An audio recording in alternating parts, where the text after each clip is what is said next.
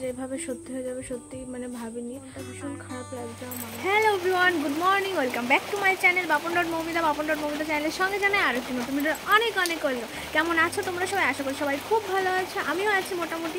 তো বড়োদেরকে প্রণাম জানিয়ে ছোটোদেরকে অনেক ভালোবাসা জানিয়ে আজকের ব্লগটা শুরু করছি এখান থেকে। তো তোমরা কেউ স্কিপ না করে ভিডিওটা পুরো দেখো, আশা করি তোমাদের খুব ভালো লাগবে। তো এখন হচ্ছে সকাল 10টা বাজে। তো আজকে একটু সকাল সকালই ঘুম থেকে উঠে গেছি। কী করে ঘুম ভেঙেছে জানি না, কালকে রাত্রে ঘুমটা একটু ভালো হয়েছে, বৃষ্টি হয়েছে তো ঠান্ডায় ঠান্ডায় ঘুমটা বেশ ভালোই হচ্ছে।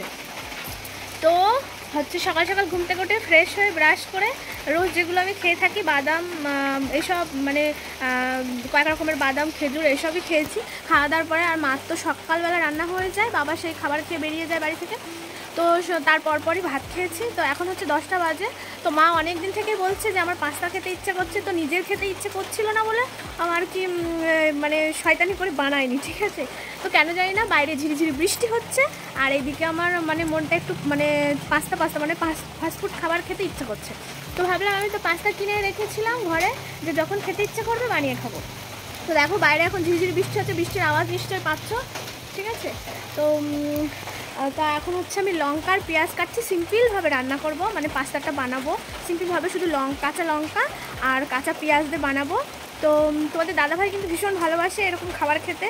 তো কী বলবো, বাড়ি যখন আসবে তখন ওকে বানিয়ে খাওয়াবো। তো দেখো, তো চলো ভিডিওটার সঙ্গে দেখো।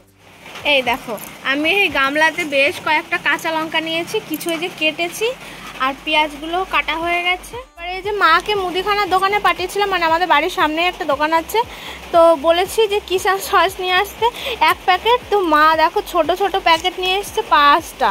তাই একই সস, যেটা মানে 15 টাকা দাম ছিল সেটা তো একটু বড় ছিল, আর এগুলো ছোট ছোট, যাই হোক ভালো হয়েছে।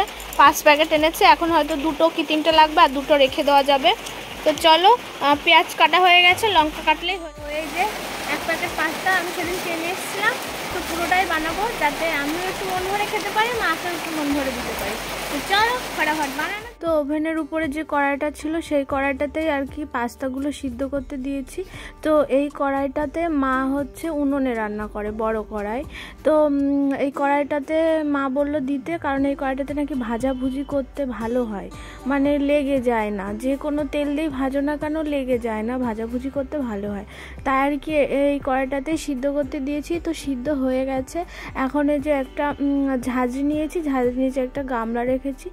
তো এই যে এখন আমি ঝাঁঝরিতে দিয়ে নিচ্ছি, তারপরে ছেঁকে একটু ঠান্ডা জল দিয়ে ধুয়ে নেবো। ঠান্ডা জল দিয়ে ধুয়ে নিলে কি হয়, যে আঠা আঠা ভাবটা থাকে সেই আঠা আঠা ভাবটা কেটে যায়, ঠিক আছে। তো যে বললাম প্রথমেই তোমাদেরকে বলেছি, মা অনেক দিন ধরে খেতে চাচ্ছিল যে সেই পাস্তা নিয়ে এসছিস কবে, এখনও বানালি না। তো বানায়নি, আলিশিতে নিজের খেতে ইচ্ছে করেনি বলে আর বানায়নি। তো এখন আমার খেতে ইচ্ছে করছে বলে আজকে মাকে বলছি যে আজকে বানায়। তো মা বললো তাহলে বানা, তাহলে এখন পাস্তা খাই, তারপরে ধীরে সুস্থে কাজকর্ম সেরে রান্না বান্না করবো খানি, তাই আর কি বানাচ্ছি। তো মাকে বললাম যে ঠিক আছে তাহলে। তো এই পাস্তা বানিয়ে আমরা 3জনে খাবো, আমি, মা আর ঠাম্মা, ঠিক আছে। তো তোমাদের দাদা ভাইয়ের কথা ভীষণ মনে পড়ছে, মানে ও এসব ফাস্টফুড খাবার খেতে না ভীষণ ভালোবাসে। পাস্তা, চাউমিন, মোগলাই, মোমো, মানে ফাস্টফুড জাতীয় যত খাবার আছে তত খাবারই ওর প্রিয়, ঠিক আছে। তো যাই হোক আমি সুন্দর করে পাস্তাগুলো ধুয়ে নিয়েছি ঠান্ডা জল দিয়ে, আর ওই যে পেঁয়াজ কুচি আর ডিম তো কড়াইতে যে দিয়ে দিয়েছি, হালকা বলতে কড়া হবে না ভাজা, কড়া ভাজার আগে এই যে পাস্তাগুলো দিয়ে দিলাম। দেখো পাস্তাগুলো কেমন ঝরঝরে হয়েছে। তো এই গরম জল শুদ্ধ থাকলে না একটু আঠা আঠা মতো হয়ে যায়, তখন ভাজতে অসুবিধা হয়, ঠিক আছে। তো তোমাদের দাদা ভাইয়ের কাছ থেকেই আমি সব কিছু শিখেছি, যে কোনো ফাস্টফুড খাবার বানাতে আমি ওর কাছ থেকেই শিখেছি, ঠিক আছে। বিয়ের পর ও আমাকে আস্তে আস্তে সবই শিখিয়েছে, এইভাবে করতে হয়, ঠিক আছে। তো এই যে আমি ডিমগুলো আধা ভেজেছি, বেশি কড়া ভাজিনি, কড়া ভাজলে ভালো লাগবে না। তারপরে যে পাস্তাগুলো দিয়ে নিচ্ছি নাড়াচাড়া করে, একটু ভাজা মানে সুন্দর ভাজা হবে, তারপরে নামিয়ে নেব। তো তারপরে এই যে আমি নামিয়ে নিয়েছি। তো দেখতে কেমন লাগছে বলো, বেশ সুন্দর লাগছে না দেখতে। তো ছবি তুলে রাখছি একটা, তোমাদের দাদাভাইকে পাঠাবো। তো ওকে আমি মানে যাই খাই না কেন সবই ওকে মানে ফটো পাঠাই আর বলি এখন মিছিমিছি খাও, বাড়ি এসে তারপরে সত্যি সত্যি খেও। তো ও আমাকে বলছে যে আমিও অনেক কিছু রান্না শিখে গেছি এখানে, বাড়ি গিয়ে তোমাকে খাওয়াবো। তো ও আমাকে আজকে মানে আজকে না গেল রাত্রে ফোন করেছিল ভিডিও কলে, তো বলছে আলুর পরোটা খেয়েছে, মানে ওখানকার আলুর পরোটা নাকি একটু অন্যরকম। তো আমি বলছি কিভাবে বানাতে হয় ওর কাছে আমি সেটা শুনছি। তো ও বলছে আমি বাড়ি যাই, আমি বানিয়ে খাওয়াবো, ঠিক আছে। তো যাই হোক, তারপরে এই যে বাটিতে দেখছো, বাটিটা বেশ বড়। আর আমার ঠাম্মা ফাস্টফুড খাবার ভীষণ ভালোবাসে, তো ওকে বেশি দেওয়া যাবে না কারণ বয়স হয়েছে, তো তেল মশলা জিনিস বেশি খাওয়াটা ঠিক না। তবুও যাই বানানো কেন না দিয়ে কখনোই খায় না। তো আর থালারটুকু দেখছো, এটুকু আমি আর মা খাবো, এখন খেয়ে বেলা থাকবো। মা ধীরে সুস্থে কাজকর্ম সেরে তারপরে রান্না বসাবে।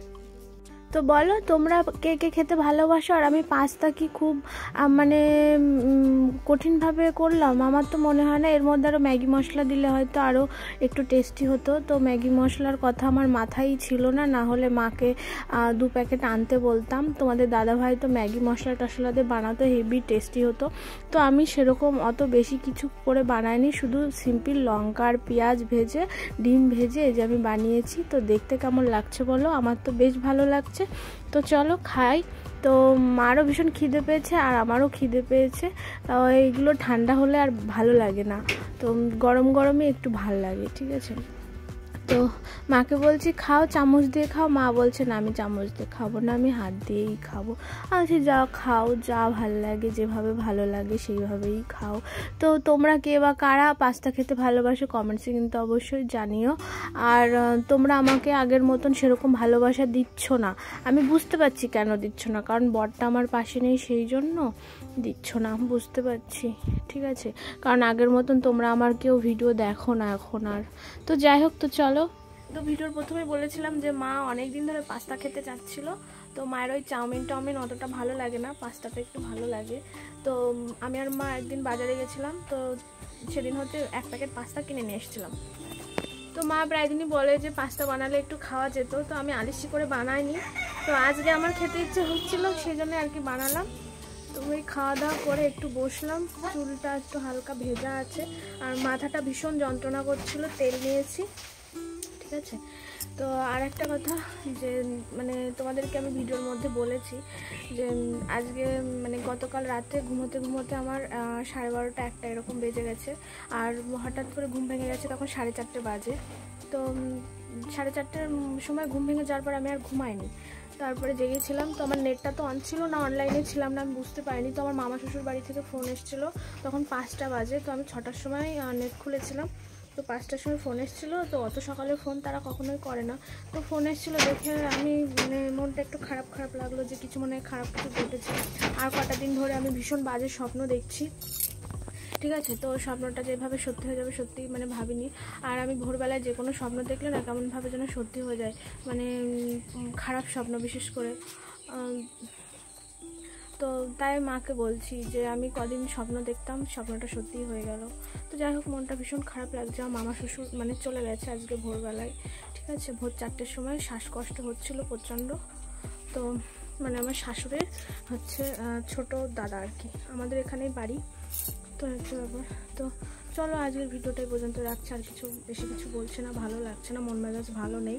তবুও তার মধ্যে মানে ভাত টাত কিছু খেতে ইচ্ছে হচ্ছিলো না বলে একটু পাস্তা বানিয়েছিলাম, ওর মধ্যে একটু ভালো থাকার চেষ্টা করেছিলাম। ওদিকে তোমাদের দাদাভাইয়ের মনটাও ভীষণ খারাপ, ঠিক আছে। বাড়ি থাকলে ও যেত সেটাই বলছে, কেউ আসে। তো চলো আজকের ভিডিওটা এই পর্যন্ত রাখছি। কোথাও ভালো লাগলে লাইক কমেন্ট শেয়ার করো, আর চ্যানেলে নতুন হয়ে থাকলে অবশ্যই চ্যানেলটি সাবস্ক্রাইব করে পাশে থাকা বেল বাটনটি বাজিয়ে দিও।